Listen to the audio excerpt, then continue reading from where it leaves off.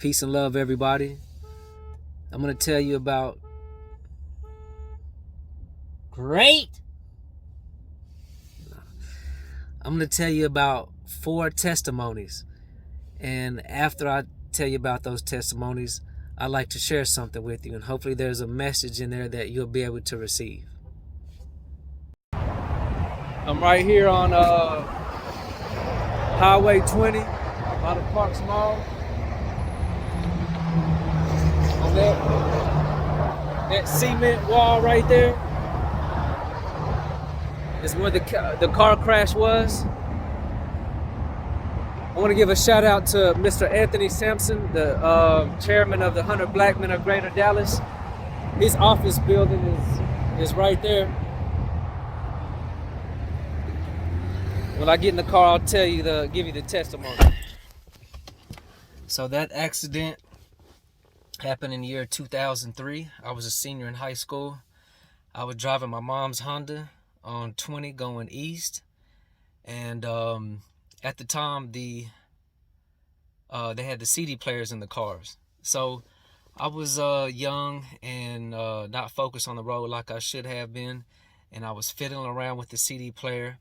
And as soon as I looked up, the car in front of me had slowed down and I was coming up on it fast. I was getting ready to hit it.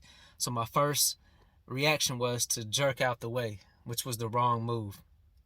When jerking the wheel that fast, going that fast, the wheel locked up and my car swerved, and it did just like that, right? And I saw the cement wall and I just ran right into it at a high speed. I hit my head, fell back in the seat, and I remember I couldn't breathe, and I knew I was getting ready to die. I know I was taking my last breath. And in my head, I just said, God, help me. And right when I said that, I got a sensation in my body like I never felt before. It was even a good sensation, a feel-good sensation. It ran through my body, and I felt all my pain within about 4 or 5 seconds just ease away. I was still sore, but all the pain was just like gone, and I was fine. No scratches, no bleeding, no broken bones. When the ambulance and the police came, they would look at me, look at the car, look at me, look at the car in disbelief, because they was just so surprised that I wasn't injured. They was checking my eyes to see if I was been drinking, and I wasn't. When my mom saw the car the next day, she just fell to her knees and just started crying and just being thankful that her son was still alive. The very front of the car to the steering wheel, half of the car, in the middle of that, the car was just totally flat from the impact. And I remember that day like it was yesterday. So for the second testimony, we're in Grand Prairie off of Great Southwest, and this street right here is Bard Street. And so I was driving, getting ready to pull into these apartments here, and at this very location right here, so as soon as I made the right into the apartment, a car swung right next to me and cut me off and pulled right in front of my car to where I couldn't move forward. He got out of his car. He walked around the car with his hand in his pocket. And as soon as he came around his car and got to maybe the front of my car, as soon as we made eye contact, and got closer. It's like he ran into an invisible wall, and he paused for a second, and he turned around, and he got back in his car and drove off. So another testimony. This was probably about 2005, 2006. I'm in the Parks Mall. And the person I was with at the time, we were at the movie theater, and we were coming down the escalator. And as we began to walk into the mall, it was a youngster behind us. And he had that look in his eye, a look of trouble. And he was by himself, so we kept on walking. And so about 10 yards up, I looked back, and this time he was closer. but this time he was pumping his fist in his hand. And I'm thinking to myself, trouble. So I kept walking a little bit further, and the third time I turned around, he was a little bit closer. And like I said, he was by himself, so I'm in my head, I'm thinking he got the wrong one. So when I turned around to see what the issue was, out of nowhere, like 8 of his homeboys came out of nowhere. And so I knew I was getting ready to get jumped, so I didn't want to be in the middle, so I tried to back up against something. This is when they start circling around me. And all of them start caving in on me. And right when they got about 3 yards away from me, it's like they all just ran into an invisible wall. All about 7, 8 of them. And they all turned around and scattered off. And that was it. So the very first testimony happened, I'll say about 18 years ago. But I've been looking for this car wash. It's an old school car wash. I don't think they even have those anymore. Because they tore down a lot of stuff on Collins. I'm right here by the Cowboy Stadium.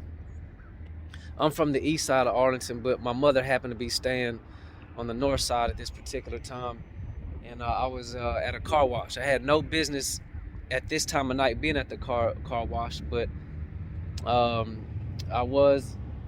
believe it was right here, somewhere in this area. I know this bank right here wasn't here, but if it wasn't on this Collins Street, it was from Collins to the next street over, which is Mesquite.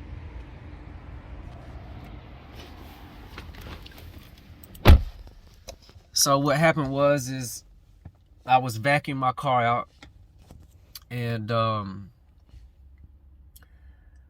as I was vacuuming my car out, I had an instinct of looking to my left. And as I looked to the left, there might have been it was a man wearing a coat. He might have been about 6'2", 6'3". And as soon as I looked to the left, he was approaching me fast with his hand in his right pocket. And as soon as we locked eyes, and he was approaching fast, and as soon as he came up on me, it's like he ran and bumped into an invisible wall. And he turned around and just walked off. So that completes the testimonies. And remember, my way doesn't have to be your way. I'm just another window to see through. But I have a question to ask you. As a believer, when I wake up, I tap into the source. I plug into the source. And before the accident I got into, my dad gave me a book called The Prayer of Jabez. And the prayer goes, "O Lord, that you will bless me indeed, you will enlarge my territory, that your hand will be with me, and you will protect me from evil." So the last part, protect me from evil. The question is, if I wasn't tapped in to the source and believing those teachings, which teaching is I will be protected and I will have my guardian angels with me. If I didn't say that prayer every day, the prayer of Jabez, would that invisible shield still be there? Would that covering of protection still be there if I wasn't a believer, if I didn't tap in every day? I'll just leave that up to you to think about. But I'm a true witness of, I can only share my journey. And my journey is when I tap in and when I truly believe, and when what you put out, you get back, and I ask for protection from evil, I have truly witnessed the protection and that shield from a lot of nonsense. Could it also be a heart full of love with true and pure intentions? When you put it out there, what comes back, what's out there into the universe, to God's universe, could you reap what you sow? Could the reaping part be the protection, be that shield, be the covering? I believe so. But the message that I have is, until it's your time to go, you're still gonna be here. So let's go ahead and just live it to the fullest. Find true peace, happiness, do whatever brings you peace. But I'm also a witness of that. If it's not my time, then I'm not gonna go. So with that being said, I must be here for a reason. We are all, I believe that we're all here for a purpose. We can tap into that and seek that purpose, or we can just be living and just go according to the ways of this world. No matter what, I'm gonna respect and love you, and I'm rooting for you. I'm praying for all my loved ones, and until the next video, peace and love.